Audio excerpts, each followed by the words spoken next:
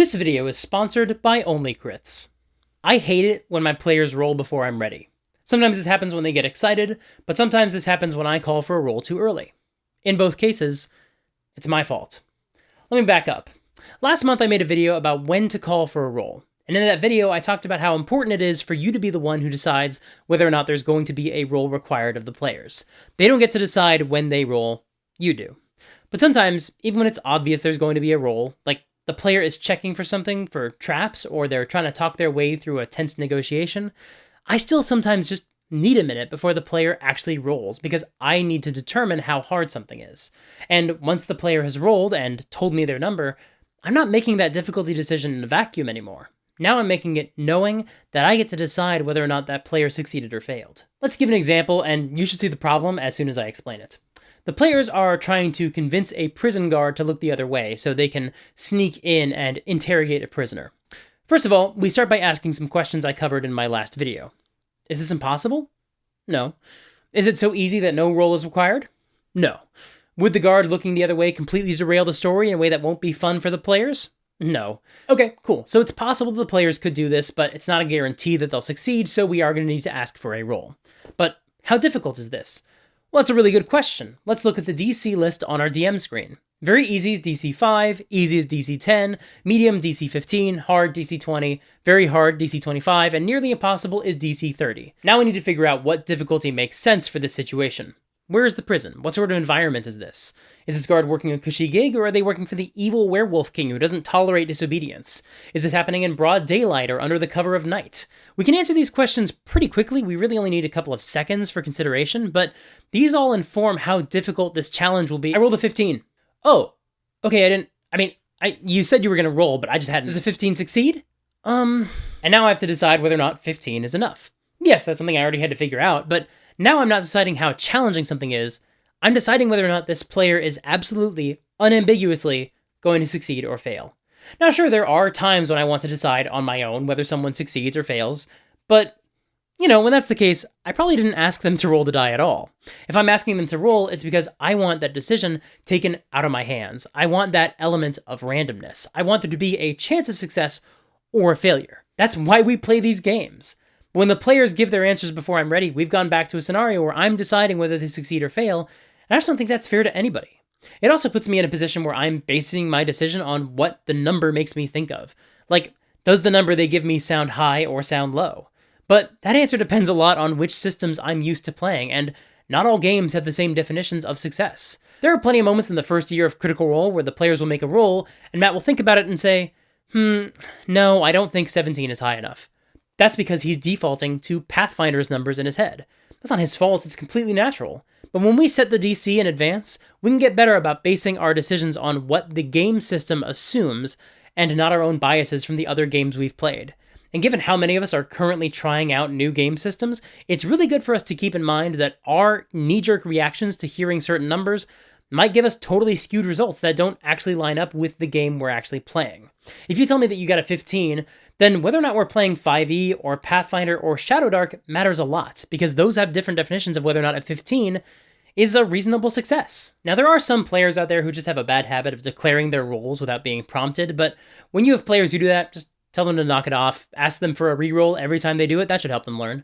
But honestly, that's not really what we're talking about today, because even good players, and by that I really mean well-behaved players, can still know there's a roll coming and roll before you're ready just because they jumped the gun, or because it was so obvious what the roll was going to be that they just didn't see a reason to wait for you to declare it. So how do you handle this? Well, there are a couple of options. First, you can honestly just tell them, I wasn't actually ready for you to roll yet, so I hadn't set the DC.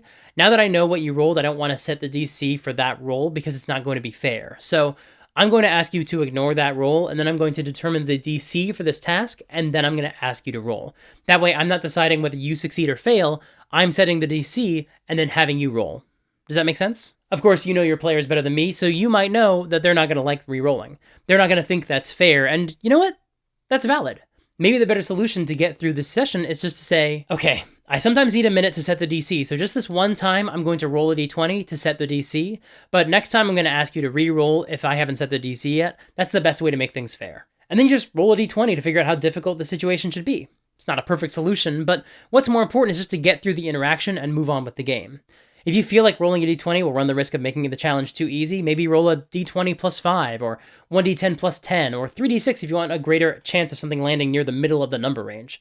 But we're not trying to find the perfect die roll to resolve these situations every time they come up, because we don't want this to become common practice. So that's why I recommend using a simple d20 roll just to handle it when this happens. And then, going forward, you just need to be really clear that you only want rolls once you've said, go ahead and roll an insight check or whatever. But that also means that you need to be more deliberate at the table. That's why I said that this is my fault when it happens. Maybe that's a bit extreme, maybe I exaggerated a little bit for the introduction, it's more dramatic, but I don't really think I'm personally to blame when players roll prematurely, but I do think that as the game master, it is your responsibility to set the tempo for the table, and that includes setting boundaries on when players should and shouldn't roll the dice. So sometimes you do need to be firm, and when I fail to do that, as I sometimes do, and when players haven't learned after several sessions that I sometimes need a minute to set the DC, that's more on me than it's on them, because it's not the player's fault that they want to roll dice, it's a game. They came to the table to roll dice. Again, I don't consider it good practice to roll without asking the GM first, and I dislike when players make that a habit, but the reason I feel that way is because, more often than not, I just need a second before the roll to get the DC set. Now, I've said that sometimes players roll prematurely because they know what you're going to ask them to roll, and other times they're just excited to roll the dice. And that's completely understandable. Especially if they get their dice from today's sponsor, Only Crits. Only Crits has a fantastic selection of beautiful dice, and they've just lowered their prices. Almost all of their dice sets are cheaper now than they were last month, from $2 cheaper to as much as $12 cheaper. Each purchase from their website also now includes a free 5e adventure, The Case of the Curious Chart. Also, the folks at Only Crits are gearing up for a Kickstarter for their new product, Gilman's Guide to Speed. It's a steampunk adventure setting. I think you'd really dig it. And they're looking for folks to beta test their content, so check out the link below to help shape the design of their new magic items, classes, curses, spells, and more. Also, thanks to your support, our sponsorship arrangement has advanced to work even better for all parties involved. If you visit onlycrits.com/supergeekmike and use the promo code SUPERGEEK at checkout, you could save 12% off of your order, and a portion of your purchase that normally goes to Only Crits will still go towards supporting my channel. Once again, that's onlycrits.com/supergeekmike and use the promo code SUPERGEEK. Thank you so much to Only Crits for sponsoring this video. Now here's the thing. Believe it or not, there are also times where it's not the player's fault for calling for an early roll. Sometimes I call for a roll, but I haven't taken the time I need yet to properly set the DC. So yeah, I actually wasn't exaggerating in the intro. When I call for a roll too early, it is my own fault, and no one else's. Now why does this happen? Well, guess what? Game masters are players too, which means we can fall into the exact same pitfalls that plague players. Which means sometimes we're so excited to get to the next moment that we just rush things. We pull the trigger and we ask them to roll animal handling or history or stealth, but then we don't actually have an answer ready for when they roll that die and ask, did I succeed? Now, I've often justified this decision by saying, well, I just want to see what they roll and then I'll make my decision. But you know, there are really only so many results someone can get on a d20. I speak from experience when I say that waiting to see how their roll looks before I decide how difficult I want something to be basically never works. Because you might have noticed, that's exactly the reason I gave for why I didn't want people to roll too soon, before I have time to set a DC.